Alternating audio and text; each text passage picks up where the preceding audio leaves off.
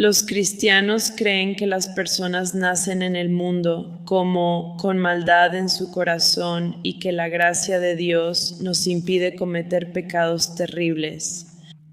Y como el mundo siendo completamente malvado, pero el Corán dice lo contrario. El cristianismo dice, te daré un nuevo corazón y espíritu, dice el Señor. Quitaré tu corazón de piedra y te daré uno de carne. Pondré mi espíritu en ti y haré que sigas mis estatutos y obedezcas mis reglas. En vez de decir que dejarás de hacerlo, di, Señor, ayúdame y perdóname, soy pecadora. Dame la fuerza para cambiar. Y han visto, ven que la gente cambia al hacer eso. ¿Cómo aborda el Islam? El Islam aborda el corazón de alguna manera. ¿Y cómo sería eso? ¿Cómo harían eso? Hola, Dr. Sabel Ahmed, gracias por la hermosa presentación.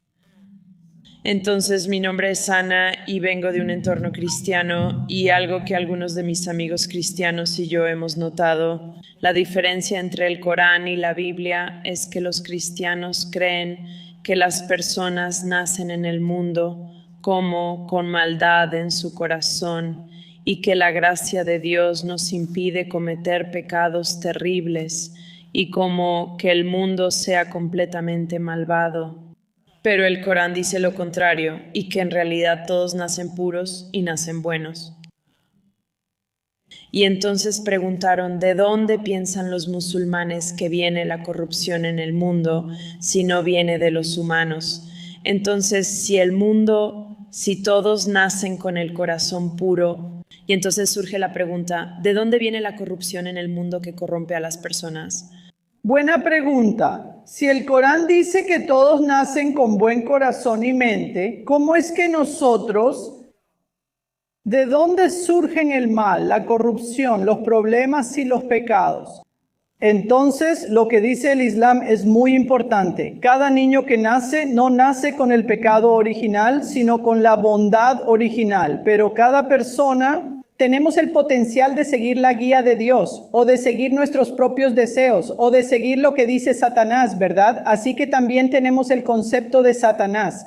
Entonces, así es como va la historia en el Islam. El Corán también en el capítulo 2 y en el capítulo 7 también tiene la historia de Adán y Eva.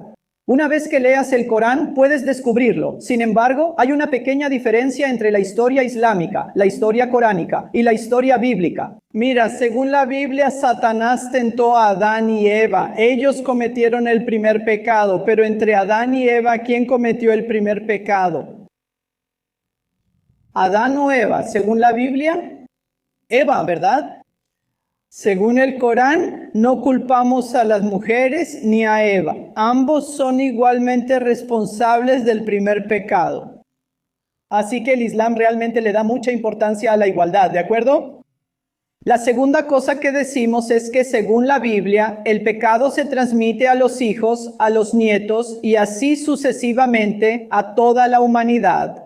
Lo que dice el Islam es que después de que cometieron el primer pecado, tanto Adán como Eva se arrepintieron ante Dios y Dios los perdonó, así que su perdón ya ocurrió. Así que cada niño no nace con el pecado original de Adán y Eva, nacen con bondad original.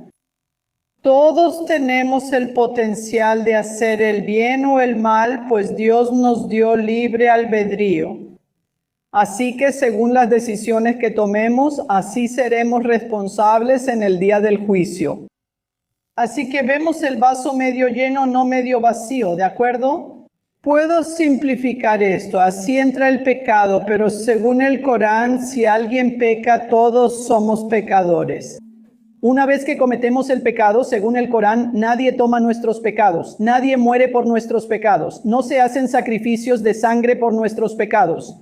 Es una fórmula sencilla para que perdonen el pecado, un proceso rápido de 5 pasos. Primero, debemos reconocer que pecamos. Muy bien, tenemos que reconocerlo. En segundo lugar, también tenemos que arrepentirnos del pecado, así que la sinceridad debe estar presente. El tercer punto es que nos arrepentimos confesando el pecado directamente a Dios, no al imán, sacerdote o pastor, y le pedimos perdón.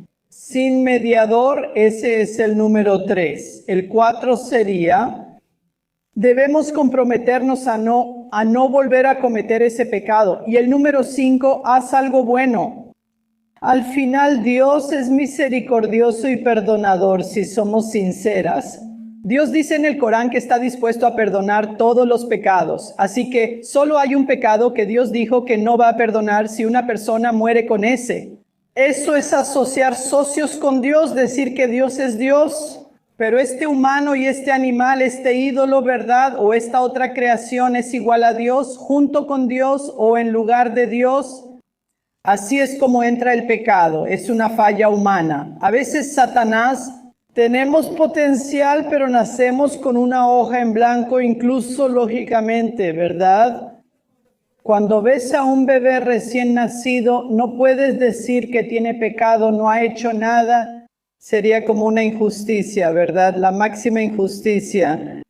Mi hermano Akram y yo manejamos 5 horas desde Chicago. Supongamos que él estuviera manejando por encima del límite de velocidad. Si el policía lo hubiera detenido, sería injusto que el policía le diera una multa a su esposa, ¿verdad? O a su vecino o a otra persona.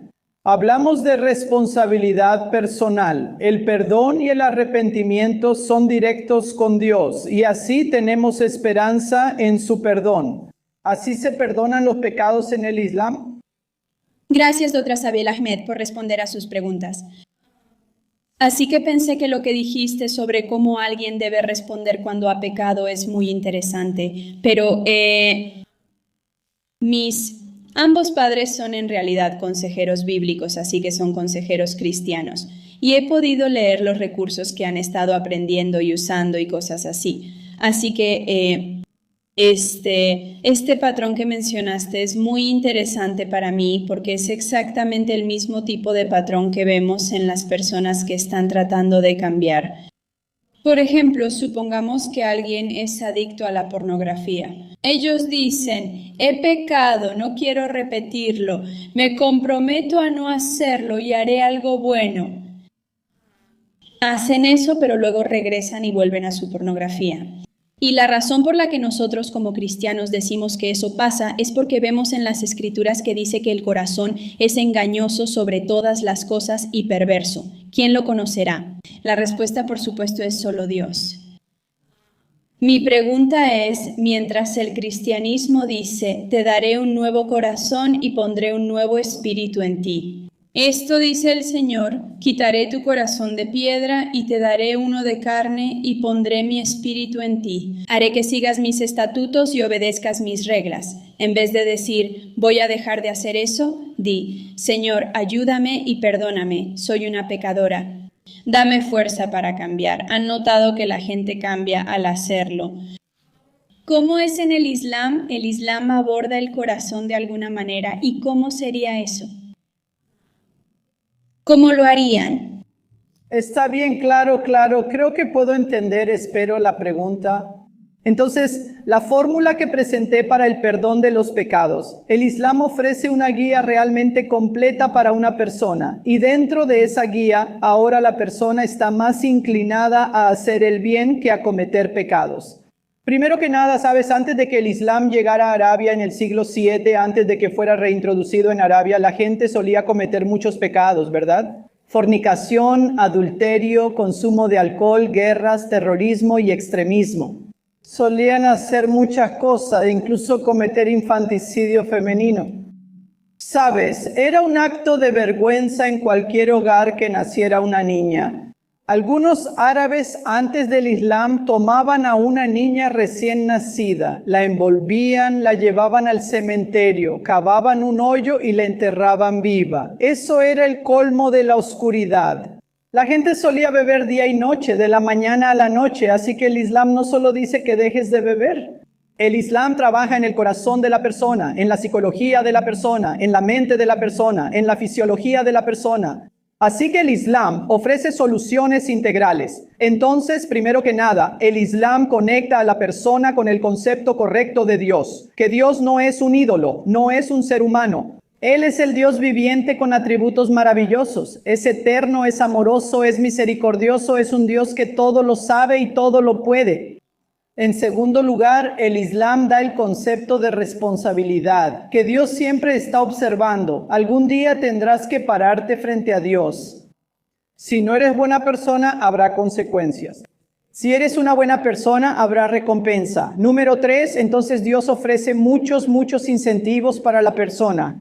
¿Qué recompensa obtendría alguien en el paraíso y las distintas formas en que Dios ama a una persona? ¿Qué tipo de castigos recibirían en la otra vida o en el infierno? Además de eso, Dios anima a las personas a formar sociedades saludables, ¿verdad? Así que la guía de Dios es integral, trabaja en el corazón y la mente y en la psicología, la espiritualidad. Entonces, en esta guía integral, la gente de su época eliminaron las bebidas alcohólicas, acabaron con el infanticidio femenino y dieron a las mujeres igualdad espiritual con los hombres ante Dios. Se conectaron con el Creador, avanzaron tecnológicamente y como sociedades, ¿verdad? Así que la guía de Dios de una manera integral finalmente traerá la justicia. Traerá soluciones, limpiará nuestros corazones y nos conectará con el verdadero concepto de Dios. Si lo hacemos, el paraíso será nuestra recompensa.